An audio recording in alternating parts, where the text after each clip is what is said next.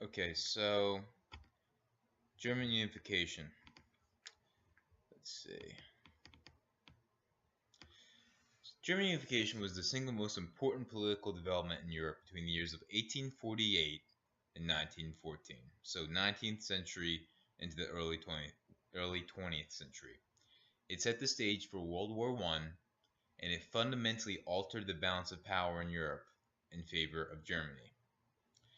Now, the fall of the Holy Roman Empire is one of the factors that gave rise to German nationalism, because in the wake of Napoleon, 300 something German states turned into 39.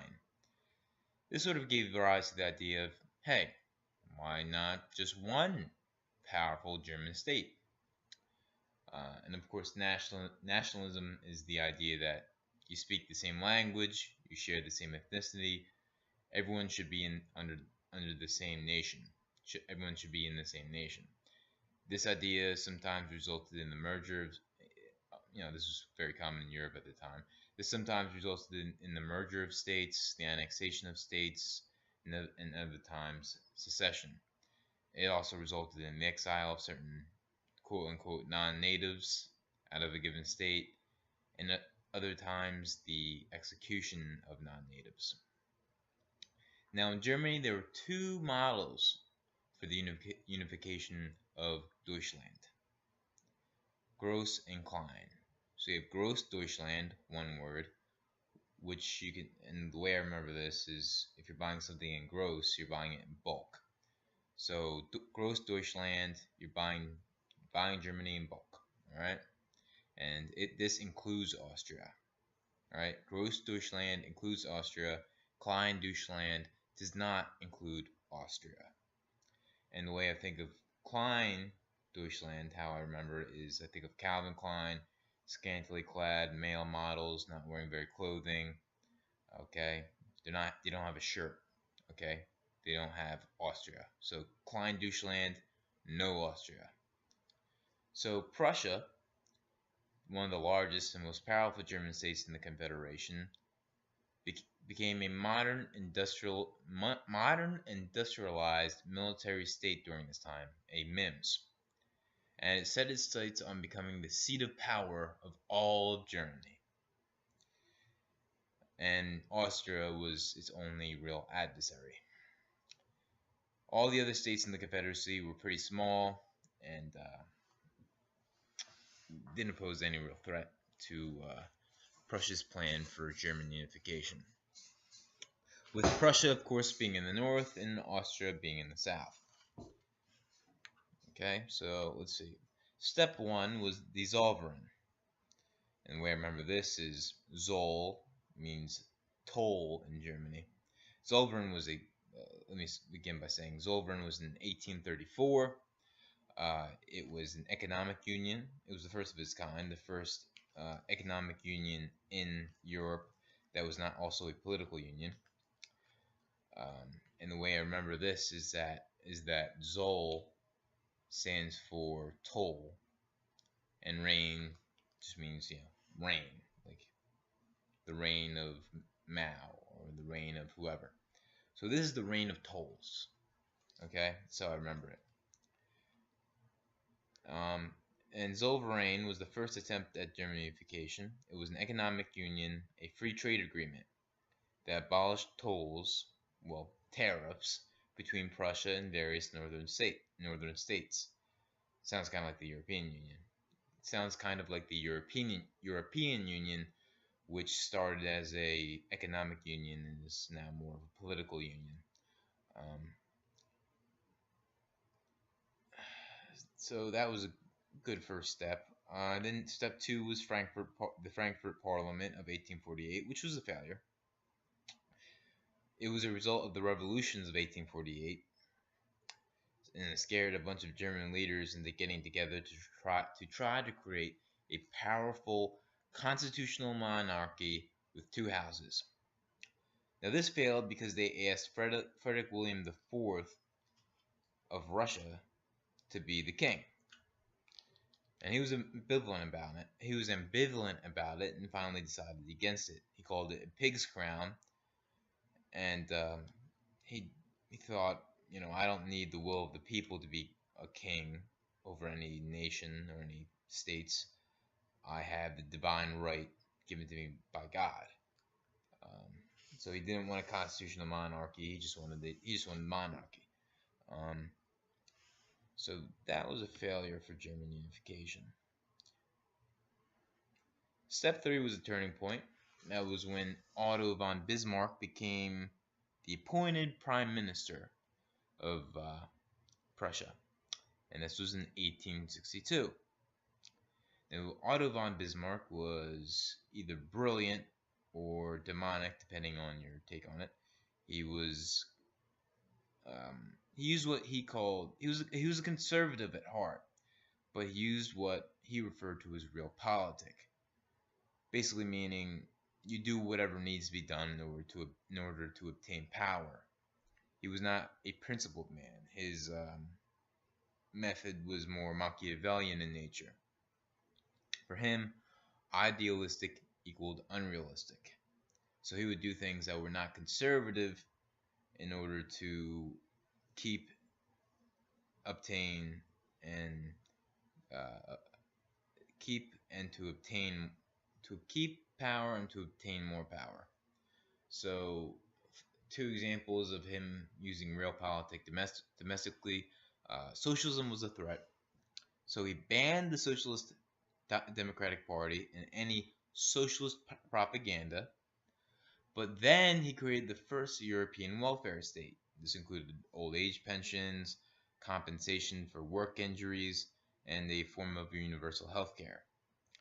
And this pretty much left the socialists without a leg to stand on, because he enacted pretty much a few socialist policies, and this satisfied the poor. And you know, even if the socialists did distribute propaganda, um, the proletariat, which they would refer to, they were satiated. So that really took out the socialists. Classical liberals were another threat. The type of classical liberals that founded the United States. Free markets, civil rights. Freedom of speech, freedom of assembly, freedom of religion, so on and so forth. Now, of course, the classical liberals in Germany were not a fan of Otto's autocracy or his suppression of free speech and free press. But he gave them industry, and classical liberals like industry. They're fans of industry. And he combated one of their enemies, German Catholics, who wanted a less secular Prussian state. And as you can imagine, classical liberals are not a fan of theocracy or any leaning towards theocracy. So for the classical liberals, Otto started a culture Kampf, or a culture war. Remember, the Kampf means struggle in German. Pretty easy to remember. Think Mein Kampf, Hitler's whatever autobiography, meaning my struggle, and culture obviously means culture. So he started a culture Kampf against the Catholics. And now remember, by giving them industry, remember he already wanted industry anyway in order to make Prussia strong, economically prosperous, so it had the ability to engage in war, and also so it would be a more powerful force in Europe. Because he wanted to fundamentally alter. Not only did he want to unify Germany, but he wanted to make Germany one of, if not the strongest nation in all of Europe. Now, his foreign policy was self-described as blood and iron. Now, he actually said iron and blood, but we say blood and iron in all of our history textbooks because that sounds cooler. But anyway, so blood and iron is how he's going to unite Germany. Not through diplomacy. I mean, at times he used diplomacy, but primarily through warfare. So there are 3 wars of German unification: the Schleswig Wars, the Austro-Prussian War, and the Franco-Prussian War.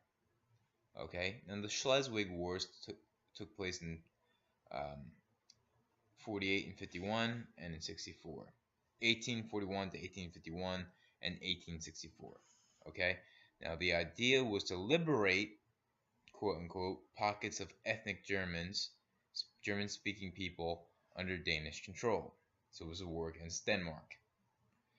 Now, Germans won the second round in 64, and Prussia took Schleswig, and Prussia allowed or offered Holstein to Austria. Now, this was kind of a Trojan horse because administering Holstein kind of stretched out Austria's resources. So Otto was very happy about this. This war strengthened Prussia and it weakened Austria. It also established the principle of German dominance over German-speaking people. And also as a result of these wars, Prussia essentially annexed many neighboring German states. Of course, southern German states still resisted the influence and growing power of Prussia since they were Catholics and were more aligned with Austria.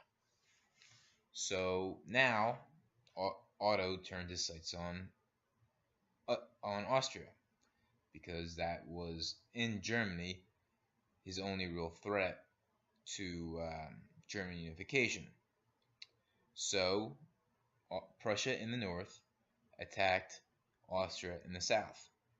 This war was also called the 7 Weeks' War. Why? Because it lasted 7 weeks. Remember, Prussia became a modern, industrialized military state. Austria's military was not that impressive. It was not really industrialized, so Prussia just went in and in 7 weeks just dominated.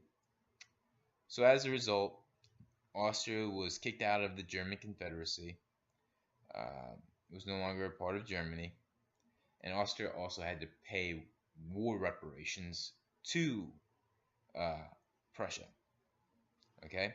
And a year later, Austria became Austria-Hungary, the birthplace of World War I. That's where Archduke Franz Ferdinand was assassinated. But that's World War I. We'll get into that later. Finally, Otto needed to find a way to unite the North and the South and to create a sense of patriotism among all German-speaking people. Now, how do you create patriotism? Through war. You find a common enemy, you have patriotism, and the people gather around a central leader or a central seat of power, and you are able to unite previously decentralized states and peoples under a strong Prussian state. So Otto basically provoked. Some historians think he didn't that he just took advantage of the situation, but most historians I think agree that Otto provoked France into attacking Germany. He wanted a war with France. Okay, so Otto wrote a very, very insulting letter to France, and that did not go over well. It basically insulted all of them, and made it sound like, without deliberately and literally saying it, that he would attack them. So France attacked Germany, which is what Otto wanted. He wanted France to strike first. So it's like, oh, these French just coming here and attacking us when we were just innocently doing nothing. Now, Otto kind of provoked it. But anyway, so Germany goes in there, dominates France. It was from 1870 to 1871. They march into the capital, go into the Hall of Mirrors, and that's where Otto von Bismarck declared the German Empire, declared the united Germany under Prussian control. Of course, France also had to pay reparations, and they lost, I forget the name of it, some German-speaking province in France, and this united all of Germany. Okay, and that is the history of German unification. This is part one anyway.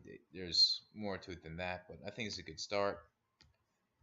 Apologize for the poor video quality, but in the future I will be using my handy cam right here once I figure out how to properly convert the different file formats and such. Blah blah blah blah blah.